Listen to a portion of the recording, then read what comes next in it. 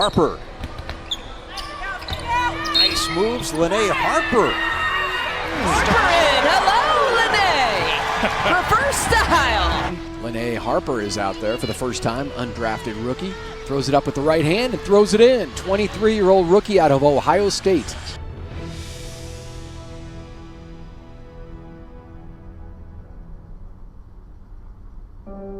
Chicago, Illinois, home of some of the greatest basketball players of all time. Some well known for their passion and grit. Others known for their hard work and loyalty. About 3 in 100 women go on to play NCAA basketball out of high school, and just 1% of those players are drafted by a WNBA team. Add growing up on the south side of Chicago, and those numbers decrease dramatically. She picked up the ball one day, and from there, I know it was a God-given talent and ability that was given to her. Jones the block, Harper the putback. She is so strong. Linnae Harper, one of 5 National Player of the Year nominees, just a junior. When I was little, I never had anybody, teach me how to play basketball or influence me to play the sport. It was just, I don't know. I was just like, it just came natural. I'm like, I want to play basketball, and I just went from there. Harper's natural love for the game showed at an early age as she captured the attention from high school coaches all around Chicago. I always kind of thought that she had a lot of skills where eventually if she just kept kind of getting a little bit better, she'd end up playing in the WNBA. So I would say, like, back to when I first saw her play, I thought that she probably had a potential of playing. Unable to find girls to play basketball with early on, Harper found herself in an all-boys league, as she would be the only girl on the court. Just being from Chicago, living on the south side, it was never easy, so that kind of inspired me. And also just being a female, it's always harder growing up. It's like, oh, you play with boys, like you're not strong enough or you're not fast enough. One of those boys she played with is another hometown pro, Chicago Bulls star Jabari Parker. It was pretty fun. It was also competitive. Me and him always went head to head, but it made us better on the court, and it definitely prepared us for high school. Harper decided to travel a little further away from home to attend Whitney Young High School on Chicago's northwest side. Around that time, colleges could just send informational letters. And when I got my first letter, I was like, man, like a college is interested in me. And I'm like, maybe I am good. So that kind of fueled me to take basketball to the next level, even at high school. And I think that's why I chose Whitney Young. One, because of the academics. It's one of the top schools academically in Chicago, but also it's the #1 team as well. And I knew that their basketball program would prepare me for college. Harper ended up on Whitney Young's Mount Rushmore, as she helped her team to a perfect record of 34-0 and a state championship during her junior year. We were a really good team. Like, we learned from each other, we trusted each other, we depended on each other, and we spent so much time with each other, and I think that's what made my time at Whitney Young special.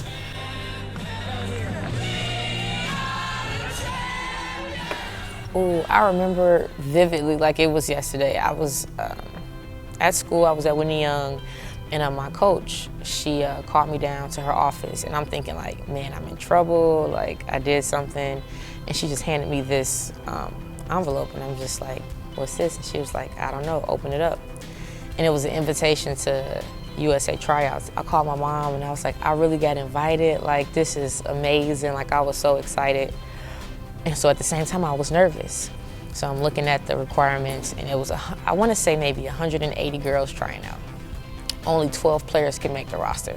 And it was just like an amazing feeling to know that out of 180 players, I was selected to represent our country. And then from there, more opportunities and more doors opened up for me. We were just all excited as a team. I mean, we came out in the first half. Our perimeter shots wasn't really falling, but I think second quarter we came out getting our bigs involved, and that ended up opening the floor for everybody else. And I think as a team we did a phenomenal job on the offensive and defensive glass. So I think in the end we played pretty well. Harper was contacted by numerous big-name Division I colleges and felt a little overwhelmed with the recruiting process. At some point, it got kind of, I would say like hard, you know, because it was so many coaches coming, talking to my mom, talking to me, and we just really didn't know what to do. She ultimately selected the University of Kentucky as her landing spot, but after 2 seasons with the team, Harper decided it was time for a change.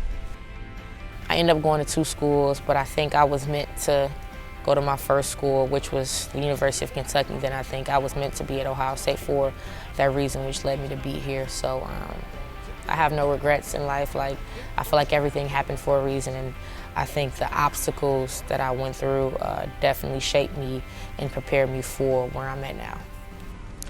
With the first pick in the 2018 WNBA draft, the Las Vegas Aces select A'ja Wilson from the University of South Carolina.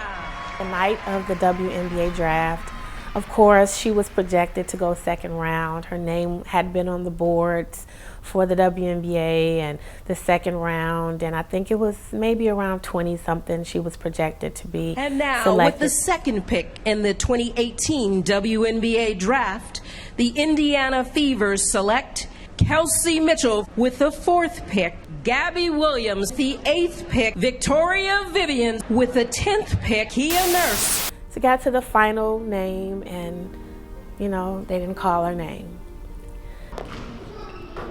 It was kind of bitter. It was, you know, because I was like, man, I was waiting to hear my name get called, and I didn't hear it. But it also, you know, it motivated me to get back in the gym. You're right. She doesn't quit.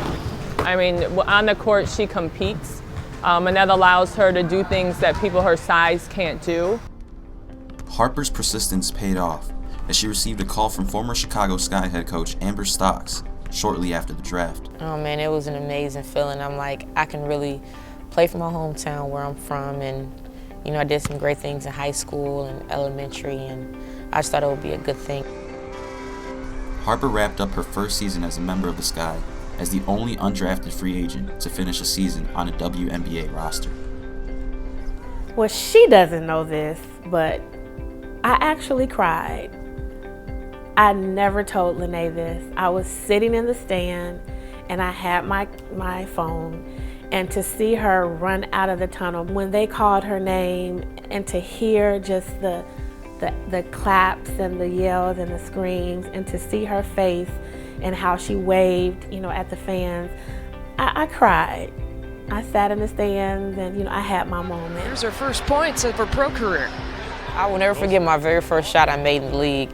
We were playing Atlanta, and I drove to the basket and I made a layup, and I will never forget that moment. Once I made that layup, I was like, wow, I just scored in the league against like vets, and I was just like, you know, this is really, you know, my job, and I'm really doing it. Harper was left alone, and the lefty drains. They can get hot late. Kick out to Harper. Way to end the season for a rookie. Allie Quigley to Linnae Harper. It felt great, not only because I was out there, but I know that I took the steps to earn the time. You know, it just wasn't given to me, and I was willing to do whatever it took for me to get that time, and it felt great out there playing with my teammates and being able to make an impact. Harper is not only making an impact on the court, but in the Chicagoland community as well.